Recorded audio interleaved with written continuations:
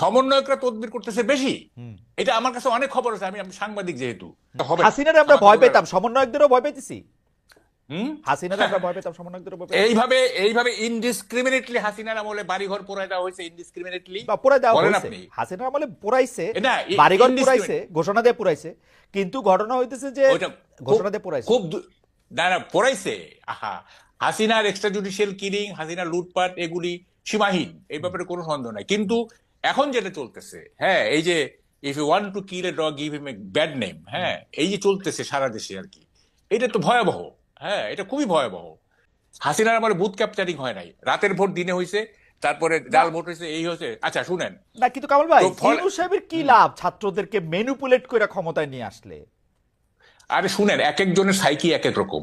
এইটা মানে উনি মানে তারুণ্যের জয়গান গান, ওনার বক্তৃতাগুলো আপনি ফলো করেন না, উনি মনেই করতেছেন যে ছাত্র মানে ইয়াং জেনারেশন হচ্ছে আপনার সবচেয়ে মানে কি বলে যে potential section of the society. উনি মনেই করেন, এটা থিওরিটিক্যালি মনে করেন না। কেমনে প্লাস হচ্ছে না, এটা মনে করেন না তো। উনার উপদেষ্টা 22 জনের মধ্যে 3 জন ছাত্র থেকে ঢুকছে, বাকি 19 জনের গড় বয়স কত আপনি দেখেন, কোথায় আপনি তরুণ আরে পাবেন? না শুনে এই যে আপনার কথা বলেন না, এইটা তো অ্যাডভাইজারি কাউন্সিলটাকে তো অ্যাকসেপ্টেবল করতে হবে ন্যাশনের কাছে। আপনি সব ছাত্র নিয়ে নিলে তো এটা অ্যাকসেপ্টেবল হবে না, না। ছাত্র না, তরুণ আপনি যে নিবেন, তরুণ নিবেন। তরুণ, হ্যাঁ, আর তরুণ তো নিচে তিনজন, না তরুণ না, তো তাদের তো তিনজন নিচে, নিচে। তারা তো ফ্রন্ট লাইন থেকে পাহারা দিছে, সেজন্য তাদের নিছে। বাকিদের উনি যাদের ইচ্ছা করে নিছে, সেই এই 3 জন তো তারে নিয়োগ দিছে। 19 জন, বাকি 19 জনের ঘটনা কি?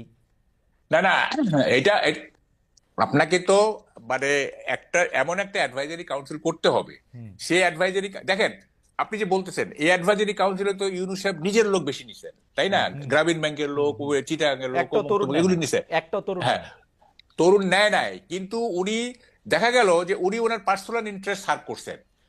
3 জন তরুণকে নিয়ে ওনার যে তারুণ্যের প্রতি ওনার যে এক ধরনের কি বলে যে বায়াস, সেইটা উনি ইয়ে করলেন, মানে ম্যাটেরিয়ালাইজ করলেন। আবার ওনার যে ঘনিষ্ঠ লোকজন গুলি, গ্রামীণ ব্যাংক বলেন, বলেন, তাদেরকেও অ্যাকোমোডেট করলেন। তার মানে উনি ওনার সে ওনার সাইকির রিফ্লেকশন হচ্ছে এই অ্যাডভাইজারি কাউন্সিল। হ্যাঁ, এইটা আমরা বুঝে গেছি। এখন কথাটা হচ্ছে সেটা না, এখন আমি যেটা বলতেছিলাম, যদি ম্যানিপুলেট করে মানে এই ইলেকশন, মানে তাইলে কিন্তু কি বলে যে হাসিনার প্যারালাল হয়ে যাবে ইউনূস সাহেব, যে হাসিনা এটা করছে, এই গভর্নমেন্ট এটা করছে।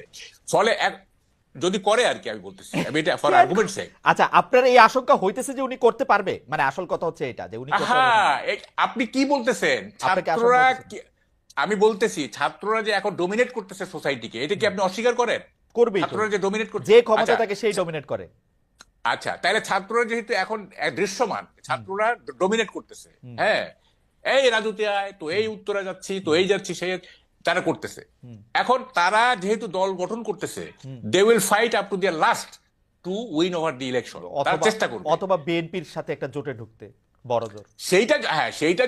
সেইটা যদি একটা ওটাকে কি বলে যে এক ধরনের, হ্যাঁ না, যদি এরকম হয়, আচ্ছা ঠিক আছে, বিএনপি তো এখন মানে ক্ষমতা নিতে হবে, বিএনপি যদি বলে আচ্ছা ঠিক আছে তোমরা 50টা সিট নিয়ে যাও, ঝামেলা করো না, 50, হ্যাঁ বলতেছি আর কি, 50-এর নিচে রাজি হবে না। আপনি 10টা এরা রাজি হবে, আপনি প্রশ্নই উঠে বিএনপি বড় জোর। আমি জানি না, আপনি আসলে ছাত্রদের ক্ষমতাটাকে অনেক বেশি বড় করে দেখতেছেন। না আমি শুনেন না, ডোন্ট মিসআন্ডারস্ট্যান্ড মি।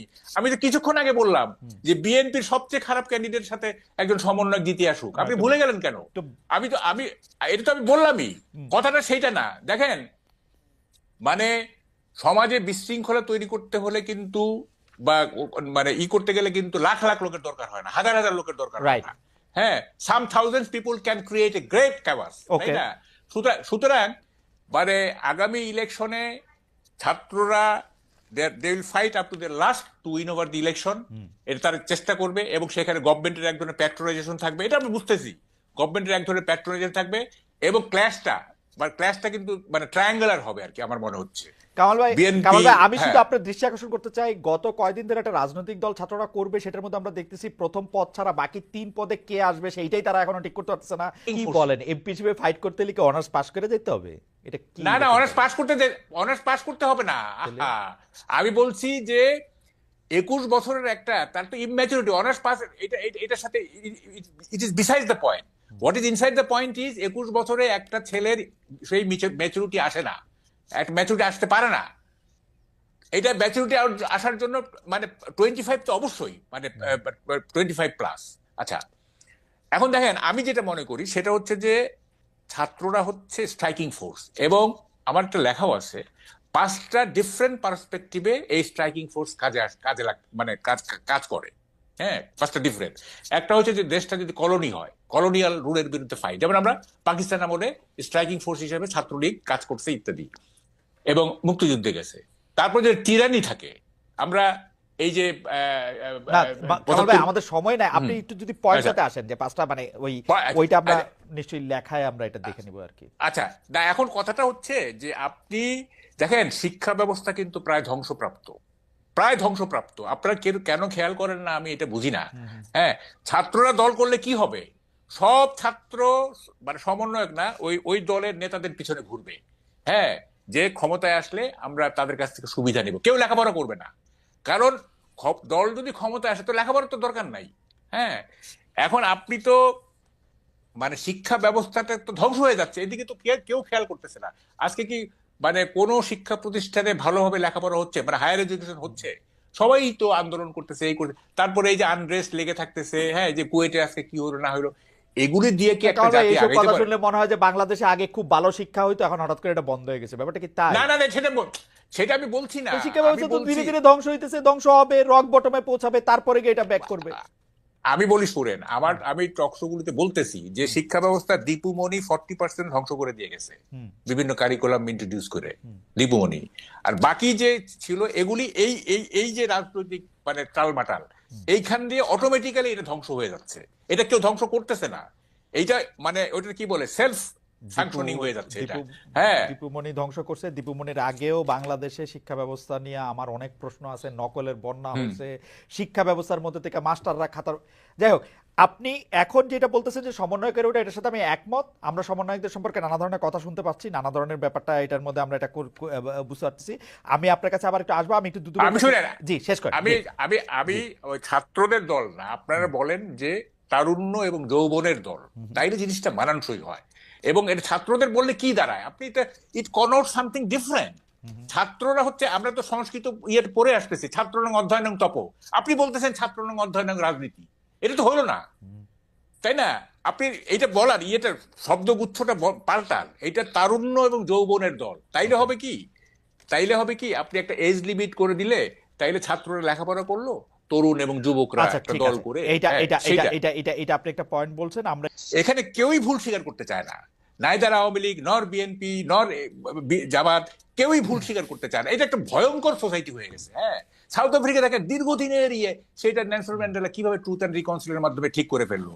আমরা কেউই আমরা স্বীকার করবো না 4th অ্যামেন্ডমেন্ট এটা যে ভুল ছিল, কেউ স্বীকার করবো না।